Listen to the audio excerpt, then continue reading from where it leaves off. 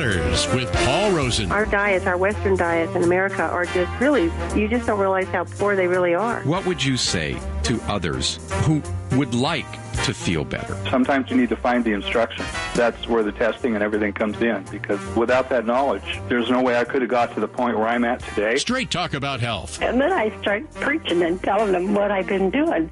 And this guy named Paul Rosen has changed my life. With your host, Paul Rosen. By the way, the information contained in this program is not approved by the FDA, nor intended to treat, diagnose, or claim to cure any medical condition or disease as defined by Western medicine. However, skilled practitioners of many disciplines have found nutrition response testing to be a highly reliable supportive technology for assessing the health and fitness of the body's functional system. The endocrine system. Paul, what is that and why is it important? Well, the endocrine system is a complex network of glands, such as thyroid and adrenals, and hormones that regulate many of the body's functions, including growth, development, maturation, as well as various organ operations. So very important. Without them, disruption at the minimum, and not so happy in the middle somewhere. So in particular, you wanted to discuss endocrine disruptors. How would you define those? Well, all of the glands include the pituitary gland, which is basically nestled in the skull and between the brain, and that's basically the pituitary gland is a gland that is the general, the one that is that connects all the other glands in the body. Thyroid. Many people are familiar with that.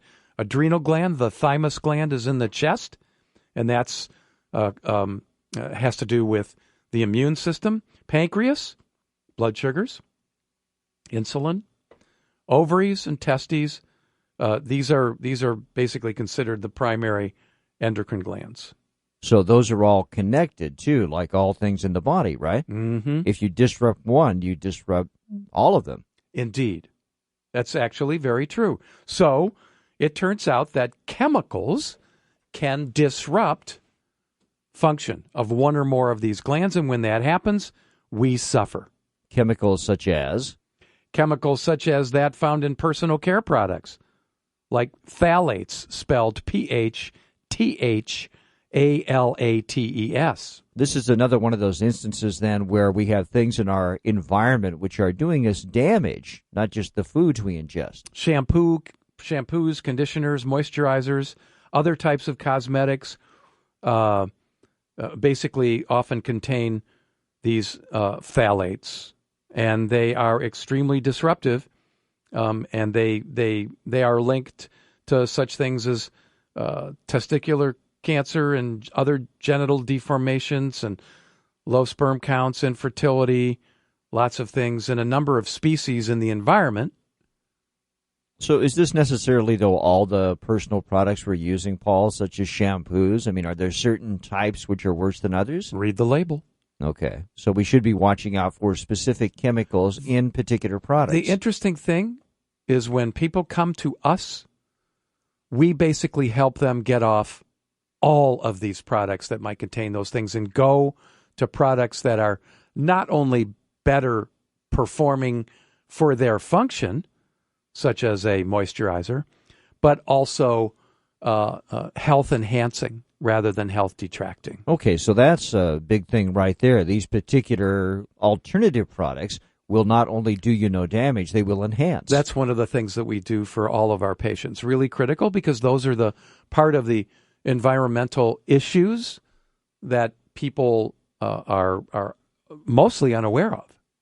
And then secondly, other disruptors, the drinking water, the water you drink, often contains obviously very small amounts, but nonetheless harmful atrazine, perchlorate. These are all found in rocket fuels. What's rocket fuel doing in our drinking water? That is a darn good question, and I want an answer to it. Okay. I hope you had the but answer. It's there. But apparently not. It's there. It's over time. These things have essentially invaded our drinking water supplies because they have been utilized over time. Utilized by what, agriculturalists or rocket fuel? So we've got rocket military. Fuel. Okay, so a number of different sources could be contributing to this, is what I'm hearing here. Arsenic, a lot of arsenic is an industrial, industrially produced chemical, from waste, right? Especially in mining. So there's probably a whole scientific process by which many of these very unhealthy materials are seeping into the water supply, and that could be through the groundwater or, as you said, Paul, over the course of many years. Indeed. That's why well water is not what it used to be. Totally true. Canned goods is another area where endocrine disruptors enter our bodies via food, water. BPA, bisphenol A. What is that? Used in canned goods. It's used in the canning process. Is it a preservative of some sort? It's an endocrine disruptor. Well, it's that, but we know they're putting it in there for a reason, even if it turns out to be a bad one for our health. Coats the cans. Okay. It's a coating. One more note, you can get a free chapter of Paul Rosen's book, The Missing Piece. Just go to his website, acunatural.com, acunatural.com, and fill out the dialog box that pops up. Rest assured, no information you provide will ever be shared with anyone else. So, what are you waiting for? Get going on your personal road to wellness today.